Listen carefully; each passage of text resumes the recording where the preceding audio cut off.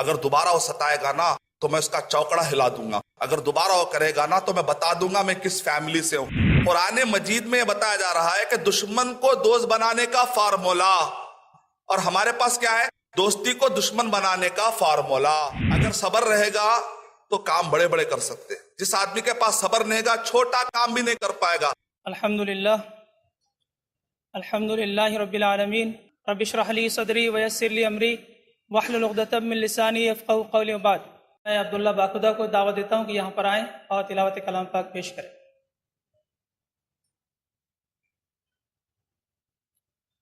السلام علیکم ورحمۃ اللہ وبرکاتہ۔ اعوذ باللہ من الشیطان الرجیم، بسم اللہ الرحمن الرحیم۔ یا ایہا الذین آمنوا کتب علیکم الصیام کما کتب علی الذین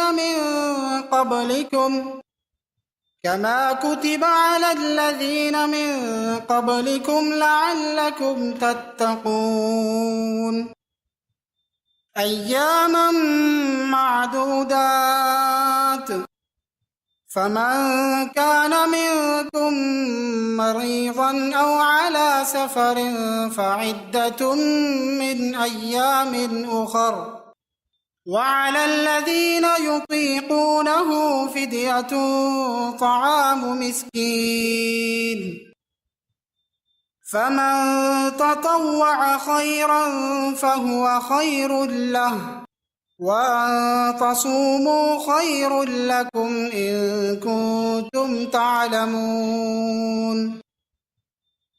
شهر رمضان الذي أنزل فيه القرآن هدى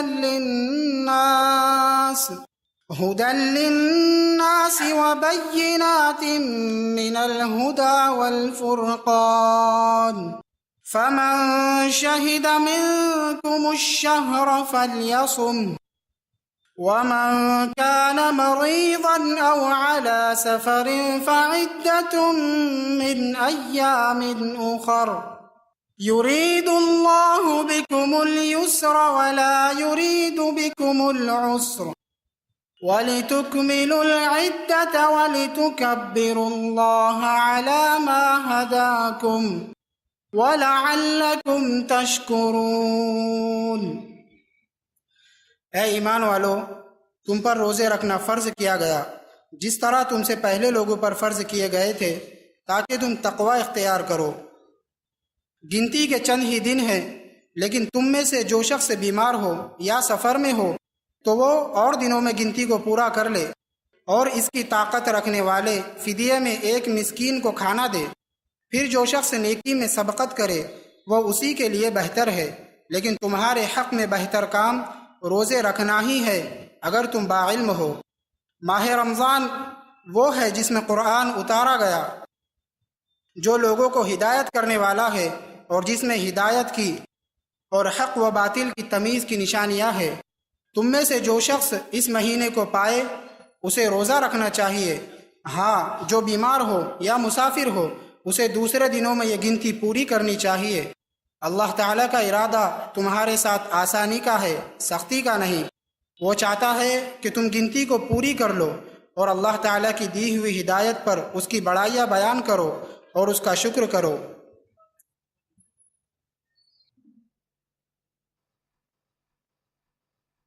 جزاک اللہ خیراً کثیرا۔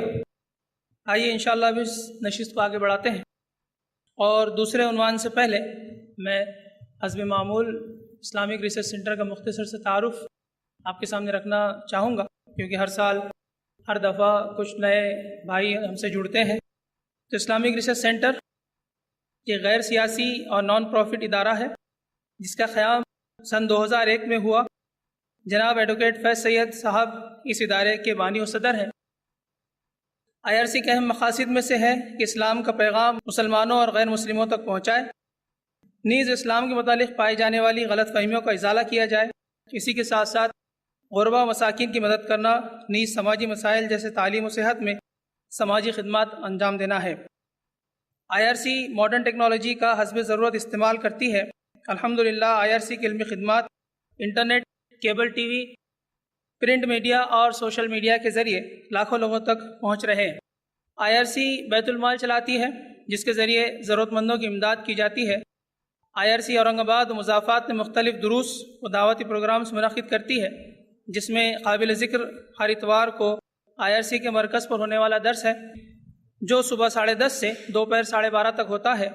اس میں اکثر ایڈوکیٹ فیض سید صاحب خود خطاب فرماتے ہیں اور بعد از خطاب لوگوں کے سوالات کے جوابات دیتے ہیں۔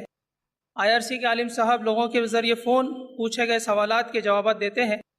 آئیے آج کی دوسری نشست کا آغاز کرتے ہیں، اور مقرر کو یہاں دعوت دینے سے پہلے میں مختصر سا تعارف حزب معمول ان کا پیش کرنا چاہوں گا۔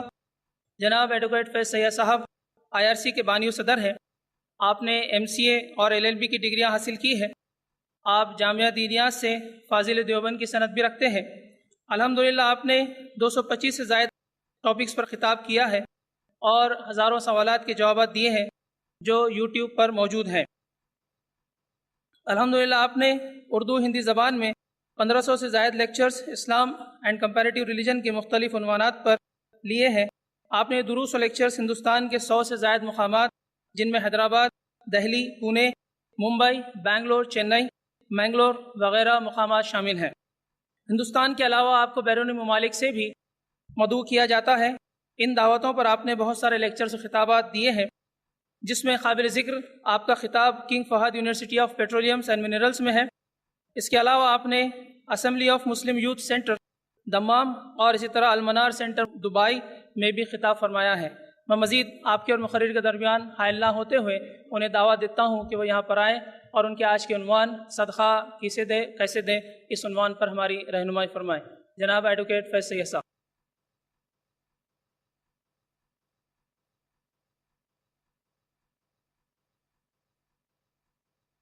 بسم اللہ الرحمن الرحیم۔ ان الحمد للہ نحمده ونستعینہ ونستغفرہ ونعوذ باللہ من شرور انفسنا ومن سیئات اعمالنا من یهدی اللہ فلا مضل له ومن یضللہ فلا ہادی له واشهد ان لا الہ الا اللہ وحدہ لا شریک له واشهد ان محمدا عبدہ ورسولہ وبعد فإن خیر الحدیث کتاب اللہ وخیر الہدی ہدی محمد صلی اللہ علیہ وسلم وشر الامور محدثاتها وكل محدثة بدعة وكل بدعة ضلالة وكل ضلالة في النار۔ وقال عز وجل في القرآن المجيد أعوذ بالله من الشيطان الرجيم بسم الله الرحمن الرحيم يا أيها الذين آمنوا اتقوا الله حق تقاته ولا تموتن إلا وأنتم مسلمون۔ وقال يا أيها الناس اتقوا ربكم الذي خلق من نفس واحدة وخلق منها زوجها بث منهما رجالا كثيرا ونساء واتقوا الله الذي تساءلون به والأرحام إن الله كان عليكم رقيبا۔ وقال يا أيها الذين آمنوا اتقوا الله وقولوا قولا سديدا يصلح لكم أعمالكم ويغفر لكم ذنوبكم ومن يطع الله ورسوله فقد فاز فوزا عظيما۔ اللهم صل على محمد وعلى آل محمد كما صليت على إبراهيم وعلى آل إبراهيم إنك حميد مجيد۔ اللهم بارك على محمد وعلى آل محمد كما باركت على إبراهيم وعلى آل إبراهيم إنك حميد مجيد۔ رب اشرح لي صدري ويسر لي أمري واحلل عقدة من لساني يفقهوا قولي۔ أما بعد، تمام تعریفیں اس اللہ عز و جل کے لیے لائق و زیبا ہے جو تمام جہانوں کا بنانے والا اور اسے پالنے والا ہے، اور درود و سلام اس کے آخری نبی محمد صلی اللہ علیہ وسلم پر۔ الحمدللہ ہم تمام یہاں اس 10 روزہ اسلامک کانفرنس کے دوسرے دن کے دوسرے سیشن میں سیکنڈ ڈے کے سیکنڈ سیشن میں جمع ہوئے، اور جیسا کہ آپ تمام کے سامنے اعلان کیا گیا تھا کہ آج انشاءاللہ عزیز میں آپ تمام کے سامنے ایک اہم عنوان صدقہ کسے اور کیسے دے، اس عنوان پر کچھ بات رکھنے کی کوشش کروں گا۔ صدقہ یہ لفظ جو ہی ہمارے سامنے کہا جاتا ہے، یا صدقہ جو ہی یہ لفظ ہمارے ذہن میں آتا ہے، تو ایک تصور، ایک خیال جو ہمارے ذہن میں آتا ہے عموماً وہ لوگ جو بر صغیر میں رہتے ہیں، ہند پاک، یہ بنگلہ دیش پرانا جس کو گریٹر انڈیا جس کو کہتے ہیں، تو ایک تصور جو ہمارے ذہن میں صدقہ کہتے آتا ہے گری ہوئی چیز، خراب چیز، سستی فالتو چیز، بیکار چیز، سب سے ہلکی چیز، یا وہ چیز جس کو عام آدمی استعمال نہیں کر سکتا، یہ صدقہ ہے۔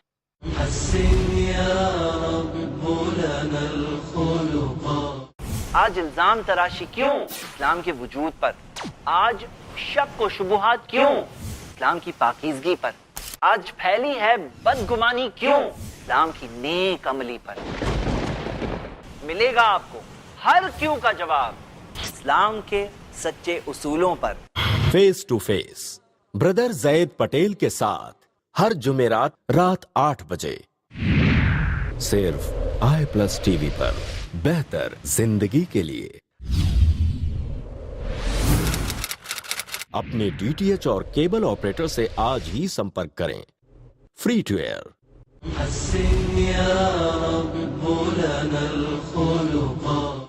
پھر اس سے آگے تھوڑا سا جو تصورات ڈیولپ ہوتے ہیں اور جو خیالات صدقہ کہتے ہی ذہن میں آتے ہیں وہ یہ ہے کہ ایک کالی مرغی، ایک کالی بکری یا بکرا، ایک انڈا جس پہ کالے نشان ہو، نمک جس کو گول گھما کر پھینکا گیا ہو، یا اسی قسم سے جو الٹے پر کی مرغی جو منگل کے دن یا سنیچر ہفتے کے دن اگر دکھ جائے تو ہاں یہ صدقہ ہے۔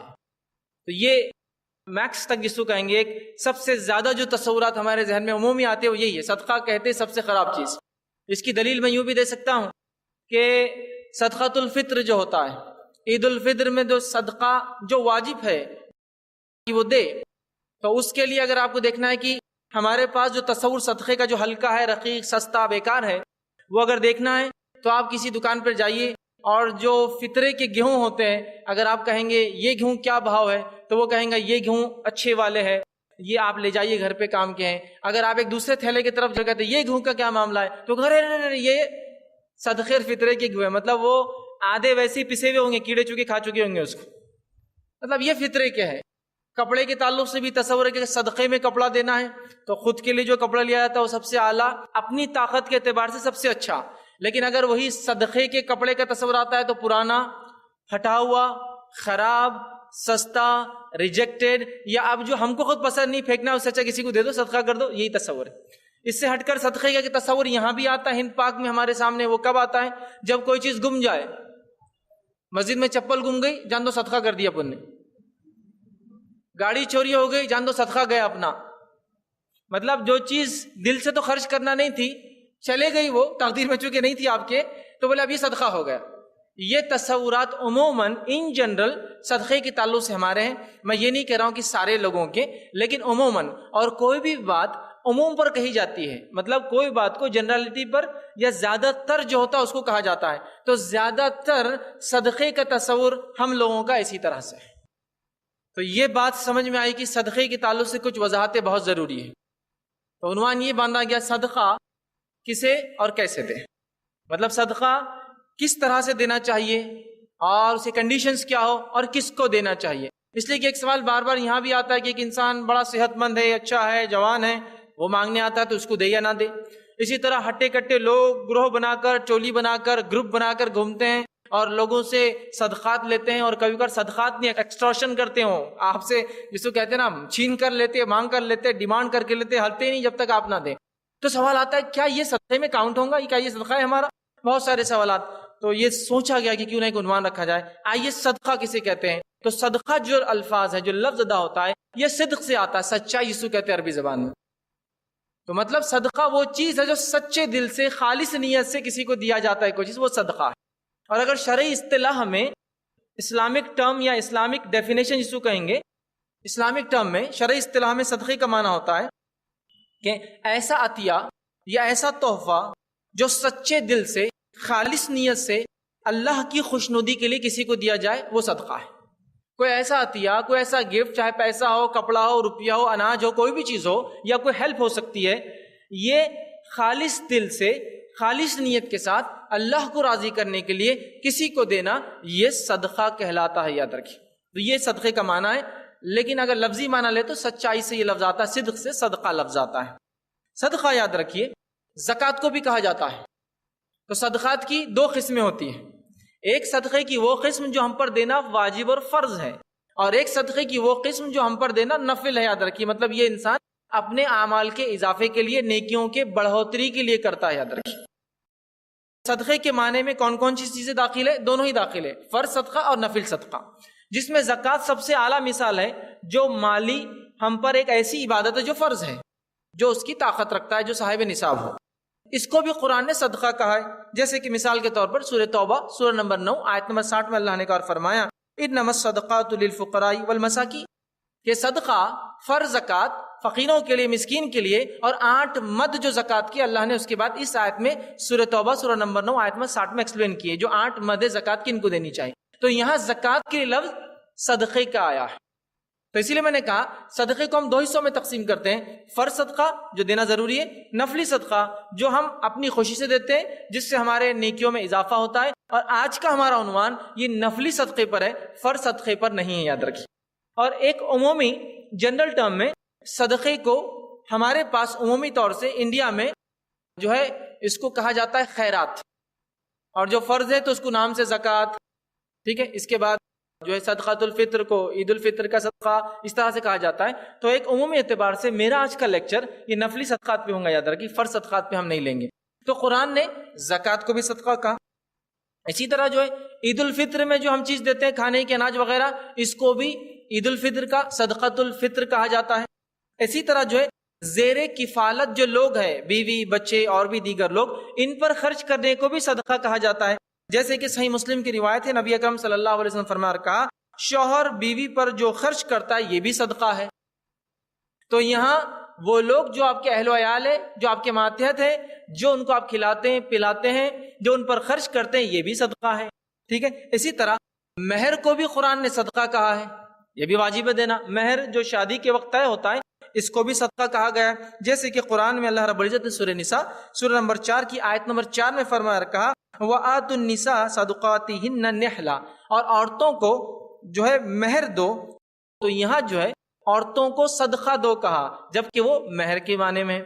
تو یہ بھی ایک معنی ہے. اسی طرح معروف جس کو کہیں گے معروف یا عمومی جو انسان نیکی کرتا ہے، نیکی جو کرتے ہیں، آپ کسی کے ساتھ کچھ بھی نیکی کریں گے، اس کو بھی حدیث میں صدقہ کہا گیا ہے. آئیے اس کی مثال لیجیے. صحیح مسلم کی روایت ہے، نبی اکرم صلی اللہ علیہ وسلم فرماتے ہیں ہر روز جب سورج نکلتا ہے تو انسان کے ہر جوڑ پر صدقہ ہے. مطلب انسان کے ہر جوڑ کے اعتبار سے صدقہ کرنا ہے. 2 آدمیوں کے درمیان انصاف کر دینا یہ بھی صدقہ ہے. اسی طرح آپ نے فرمایا کسی کی اتنی مدد کر دینا کہ وہ سواری پر سوار ہو جائے، یہ بھی صدقہ ہے. اسی طرح آپ فرماتے ہیں مال و دولت کسی کو دے، یہ بھی صدقہ ہے. اچھی بات کہہ دینا یہ بھی صدقہ ہے. اور اسی طرح آپ نے فرمایا جب تم اپنے قدم مسجد کی طرف لے جاتے ہو تو یہ مسجد کی طرف قدم لے جانا بھی صدقہ ہے. تو گویا ہر ایکٹ، ہر عمل جو خالص نیت سے انسان کرتا ہے وہ بھی صدقہ کہا گیا ہے. اور یہاں دیکھیے جو باتیں کہی گئی کتنی عام ہے، لیکن اس کو ہم کتنا، جس کو ہم عمل کے اعتبار سے کتنا چھوڑ چکے ہیں. کوئی سواری پر کسی کو سوار کرنا بھی صدقہ ہے نا. ایک روایت میں آپ صلی اللہ علیہ وسلم نے فرمایا کسی کو مسکرا کر دیکھنا اپنے بھائی کو، یہ بھی صدقہ ہے. تو عمومی اعتبار سے ہر نیکی کو بھی صدقہ کہا جاتا ہے، یاد رکھیے. اسی طرح کسی کی مالی مدد اپنے خوشی سے کرنا یہ بھی صدقہ ہے. اور آج انشاءاللہ عزیز میں اسی نفلی صدقے کو، یا خیرات جس کو بولتے ہیں ہماری زبان میں، صدقات اور خیرات ایک ساتھ استعمال ہوتا ہے اردو کے اندر، اس کے بارے میں ہی ہم انشاءاللہ ڈسکس کریں گے. نہ ہم اچھے نیکیوں کے بارے میں ڈسکس کریں گے چونکہ وہ بھی صدقہ ہے، نہ ہم زکوٰۃ کے بارے میں ڈسکس کریں گے، نہ مہر کے بارے میں. ہم نفلی صدقات کے بارے میں انشاءاللہ آج دیکھیں گے جو عموماً لوگوں کے سوال ہوتے ہیں، اور جس کے تعلق سے وہ خیالات جو میں نے شروع میں رکھے جو گھٹیا اور ادنا کے ہوتے ہیں، جو ہم سوچتے ہیں، اسی کے تعلق سے انشاءاللہ عزیز آج چند باتیں میں آپ کے سامنے رکھوں گا. اور یاد رکھیے اس کو خیرات بھی جو عام زبان میں کہا جاتا ہے. 2 آدمیوں کے جیسا ہونے کی انسان خواہش کر سکتا ہے. بہت سارے لوگ حرام چیزوں کی طرف جاتے ہیں، خوب حرام کماتے ہیں اور خوب خرچ کرتے ہیں، یہ سوچ کے کہ شاید وہ حرام میں سے خرچ کیا گئے سے کچھ نہ کوئی لیول ہو جائے گا. نہیں ہوتا. اللہ تعالیٰ اس ایک کھجور کو ایسا پالتا ہے جیسے تم میں سے کوئی ایک شخص، نبی اکرم صلی اللہ علیہ وسلم فرماتے ہیں، ایک بچڑے کو پالتا ہے.